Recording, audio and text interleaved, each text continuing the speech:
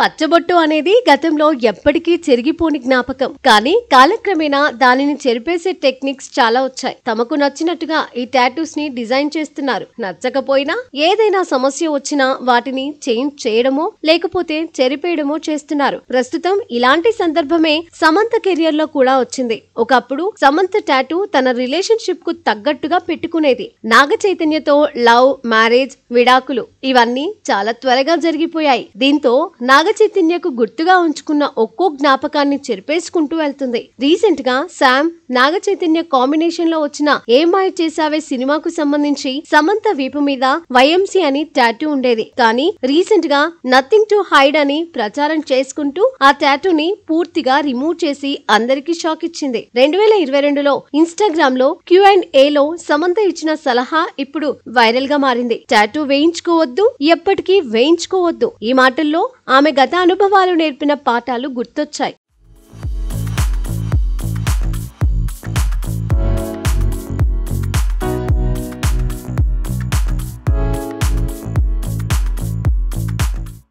ప్రస్తుతం శామ్ తన కెరియర్ మీద ఫుల్ ఫోకస్ పెట్టి అటు హీరోయిన్ గా ఇటు నిర్మాతగా కూడా సత్తా చాటుకునే దిశగా దూసుకెళ్తుంది. దీంతో పాటు దర్శకుడు రాజ్ నిడుమూర్ తో రిలేషన్షిప్ లో ఉందని సోషల్ మీడియాలో టాక్ కూడా వినిపిస్తుంది. ఈ విషయాన్ని అటు శామ్ కానీ ఇటు దర్శకుడు రాజ్ నిడుమూర్ కానీ ఖండించిన దాఖలాలు లేవు. అయితే కెరియర్ పరంగా టాలీవుడ్ ను దాదాపుగా పక్కన పెట్టేసిందని చెప్పాలి. ఇక్కడ అమ్మడికి విపరీతమైన ఫాలోయింగ్ ఉన్నా కూడా దాన్ని పెద్దగా పట్టించుకోవట్లేదు. ప్రస్తుతం బాలీవుడ్ లో తెరకెక్కుతున్న రక్త బ్రహ్మాండ్ వెబ్ సిరీస్ తో అమ్మడు బిజీగా ఉంది.